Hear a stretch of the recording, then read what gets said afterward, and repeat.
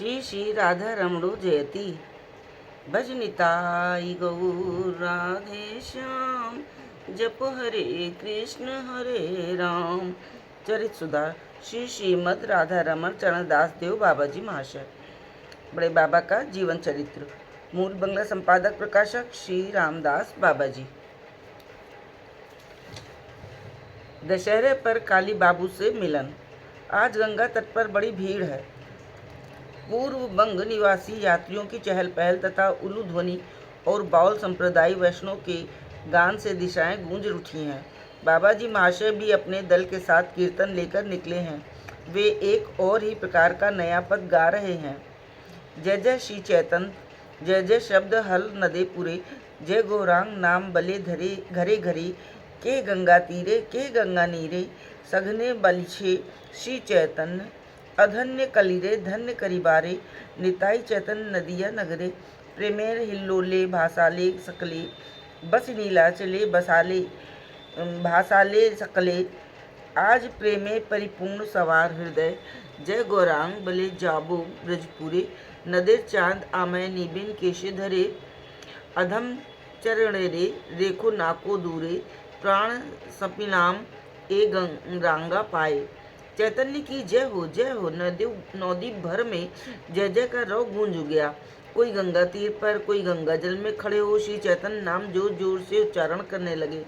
श्री श्री निताई चैतन्य दोनों प्रभुओं में नदिया में जन्म लेकर और फिर नीलाचल में बैठकर इस अधन्य कलयुग को धन्य करने के लिए सभी को प्रेम तरंग में डुबो दिया।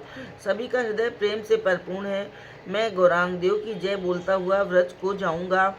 नवदीप चंद्र गौरांग मेरे केश पकड़कर ले जाएंगे।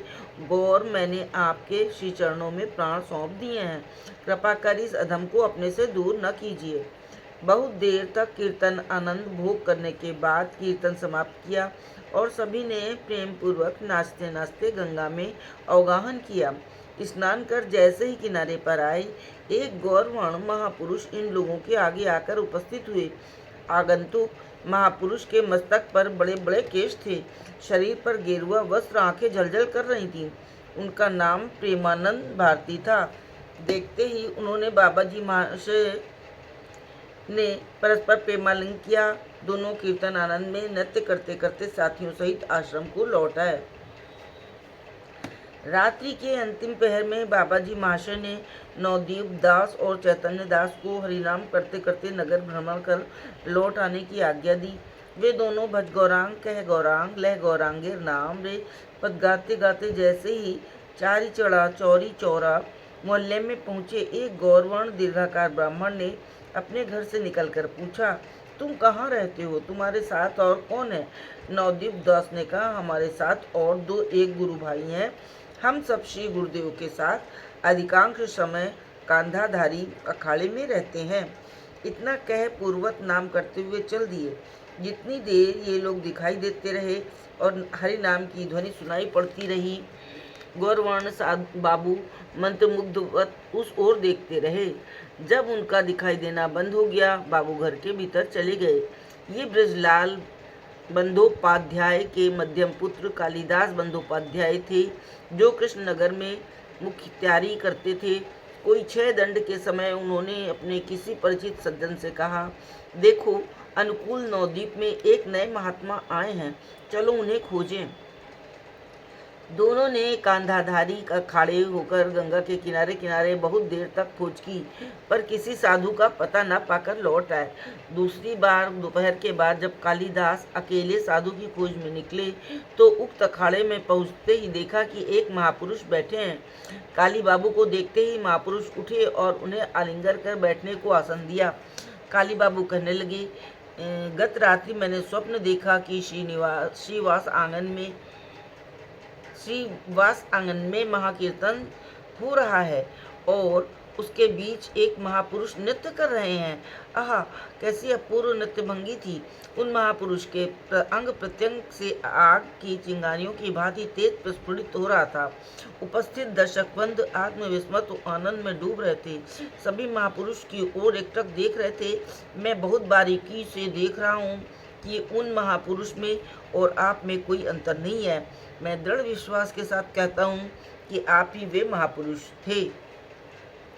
बाबा जी महाशय ने झट कहा, जय निताई भाई, मैं महापुरुष नहीं हूँ, कापुरुष हो सकता हूँ, पर इसमें संदेह नहीं कि निताई चांद की अपार करुणा आप पर है।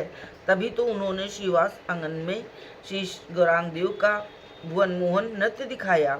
भाई, पर्वत का भार चीटी के ऊपर क्यों रखते हो? इस प्रकार की कथा वार्ता में बहुत समय बीत गया।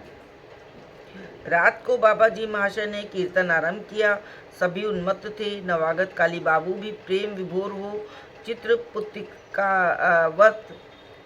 चित्रपुतलिकावत मनोमुग्ध कर कीर्तन पदावली श्रवण कर रहे थे और कीर्तन के साथ साथ अद्भुत नृत्य दर्शन कर रहे थे। मैं कहाँ हूँ, स्वर्ग में या मृत्युलोक में, वृंदावन में या बैकुंठ में, कुछ भी तो निश्चय नहीं कर पाता। ये आनंद लौकिक नहीं हो सकता, ये ध्रुव सत्य है, ये निश्चय ही अप्राकृत चिन्मय आनंद है।